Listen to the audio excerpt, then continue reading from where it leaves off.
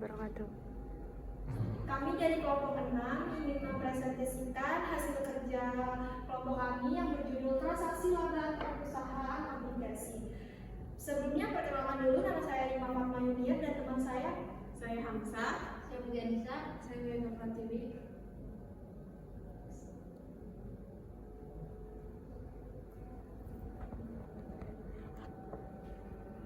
Selanjutnya ada transaksi obligasi antar perusahaan. Transaksi obligasi antar perusahaan dapat merealisasi, tetapi tidak mengakui keuntungan atau kerugian atas obligasi yang beredar dengan menebus atau menarik obligasi yang benar. Perusahaan induk yang mengendalikan semua pelunasan utang dan keputusan lainnya bagi entitas konsolidasi memiliki opsi sebagai berikut. Yang pertama adalah perusahaan penerbit atau perusahaan induk maupun anak dapat menggunakan sumber-sumber yang ada untuk membeli dan menarik obligasinya sendiri. Yang kedua ada perusahaan penerbit atau perusahaan induk ataupun anak dapat meminjam uang dari entitas non-filiasi dengan suku bunga pasar dan menggunakan dana tersebut untuk menarik obligasinya sendiri, atau opsi ini merupakan pendanaan kembali. Yang ketiga ada perusahaan penerbit dapat meminjam uang dari perusahaan afiliasi dan menggunakan dana tersebut untuk menarik obligasinya sendiri. Dan yang keempat, perusahaan afiliasi atau perusahaan induk atau anak dapat membeli obligasinya dari perusahaan penerbit, di mana obligasi ditarik secara konstruktif. Selanjutnya ada untung atau rugi konstruktif. Jika harga yang dibayar oleh suatu perusahaan afiliasi untuk memperoleh utang dari pihak lainnya lebih besar dari nilai buku kewajiban atau nilai nominal ditambah premi yang belum diamortisasi atau dikurangi diskonto yang belum diamortisasi dan biaya penerbitan, akan terjadi kerugian konstruktif atas penarikan utang. Selain itu, jika harga yang dibayar lebih kecil dari nilai buku utang tersebut, akan dihasilkan keuntungan konstruktif. Keuntungan konstruktif atas obligasi adalah yang pertama ada keuntungan dan kerugian yang direalisasi dari sudut pandang entitas konsolidasi. Yang kedua ada yang timbul ketika perusahaan membeli obligasi perusahaan afiliasi. Yang ketiga ada dari entitas lainnya. Yang keempat ada pada harga selain nilai buku obligasi tersebut. Selanjutnya ada pendapatan investasi. Pendapatan investasi itu sendiri adalah uang yang diterima dalam bentuk pembayaran bunga, dividen, keuntungan modal yang diperoleh dari penjualan saham atau aset lainnya, dan laba yang diperoleh melalui jenis investasi lainnya. Selanjutnya ada jenis-jenis pendapatan. Jenis-jenis pendapatan itu sendiri ada yang pertama pendapatan penghasilan, yang kedua pendapatan pasif, yang ketiga pendapatan royalti, yang keempat pendapatan bunga, yang kelima pendapatan operasional, yang keenam ada pendapatan investasi atau portofolio, dan yang terakhir ada pendapatan laba penjualan atau aktiva. Selanjutnya akan dibacakan oleh Hamzah.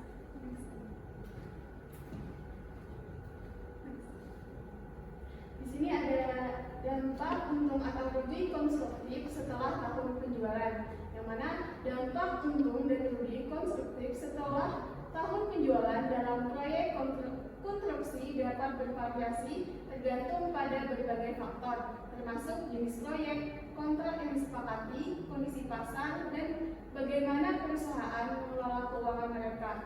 Berikut adalah beberapa poin penting yang perlu dipertimbangkan. Yang pertama itu keuntungan, di mana ada pengakuan pendapatan, terus peningkatan nilai aset, yang terakhir itu keputusan dan peluang masa depan. Terus ada kerugian, yang mana ada pengakuan kerugian, dampak pada arus kas, terakhir itu resiko hukum dan klaim. Ada faktor yang mempengaruhi. Yang pertama itu kontrak konstruksi, manajemen proyek, kondisi pasar, dan standar akuntansi. Dampak untung dan rugi konstruksi setelah tahun penjualan dalam proyek konstruksi adalah kompleks dan dipengaruhi oleh berbagai faktor, yaitu perusahaan konstruksi perlu memiliki sistem manajemen keuangan yang kuat dan pemahaman yang mendalam tentang kontrak dan kondisi pasar untuk meminimalkan risiko dan memaksimalkan keuntungan. Terus ada konsolidasi, yang mana dalam akuntansi adalah proses menggabungkan laporan keuangan dari beberapa beberapa entitas menjadi satu. Tujuannya adalah untuk memberikan gambaran menyeluruh mengenai kondisi, kinerja, dan arus keuangan perusahaan. Terus ada manfaat konsolidasi. Yang pertama itu memberikan gambaran umum terkait perusahaan induk. Yang kedua, membantu mengurangi jumlah dokumen. Yang ketiga, memudahkan investor, analisis keuangan, dan pemilik bisnis untuk mendapatkan gambaran lengkap terkait perusahaan. Yang ketiga itu memudahkan perusahaan melihat kesalahan dan keseluruhan bisnis. Terus itu ada laporan keuangan konsolidasi, yang mana laporannya mencakup yang pertama itu laporan laba rugi konsolidasi, terus kedua laporan neraca konsolidasi, yang ketiga laporan arus konsolidasi, yang terakhir itu laporan perubahan modal konsolidasi. Selanjutnya akan disampaikan oleh Mbak Tia. Di sini ada proses konsolidasi. Dalam proses konsolidasi, perusahaan induk mengintegrasikan keuangan anak perusahaannya, memperlakukan mereka sebagai satu entitas tunggal untuk tujuan pelaporan. Jurnal eliminasi konsolidasi adalah bagian penting dari akuntansi yang digunakan untuk mencocokkan dan menyeimbangkan saldo akun. Di sini ada contoh soal perhitung ayat jurnal eliminasi konsolidasi di mana yang dapat dilihat di mana aset dan kewajiban dan ekuitas itu nilainya sama 1 miliar 100 juta dan 5. Selanjutnya, perhitungan kepemilikan secara penuh dari PT Induk dan PT Anak dibeli secara nilai buku dan detail sebagai berikut. PT Induk membeli seluruh saham dari PT Anak dengan harga 300 juta. Seluruh total nilai buku saham yang diakuisisi sama dengan total ekuitas saham sebanyak uang yang didapat oleh PT Anak, yaitu 200 juta dan uang 100 juta. Harga beli sebanyak 300 juta sama seperti nilai buku dari saham yang diakuisisi. Biaya perolehan investasi sebesar 300 juta. Di sini nilai bukunya saham biasa dikurang PT Anak sama dengan 200 juta, saldo laba dikurang PT Anak sama dengan 100 juta. Jadi perbedaan antara nilai buku dan harga perolehan adalah 0. Investasi saham PT Anak sebesar 300 juta dan kas 300 juta. Selanjutnya akan dibacakan oleh. Selanjutnya ada laporan neraca setelah terjadi pembangunan bisnis antara PT Induk dan PT Anda di bulan Januari 2021.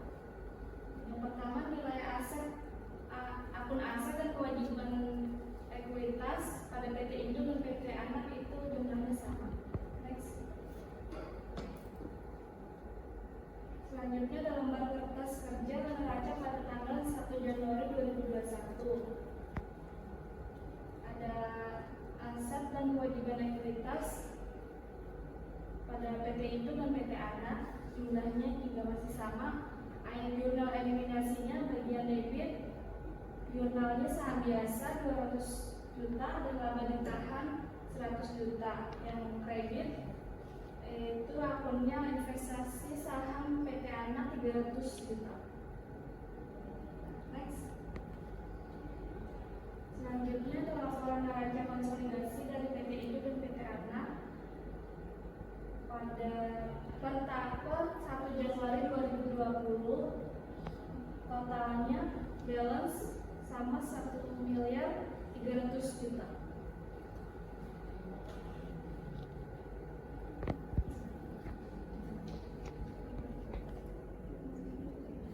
Sekian presentasi dari kelompok kami.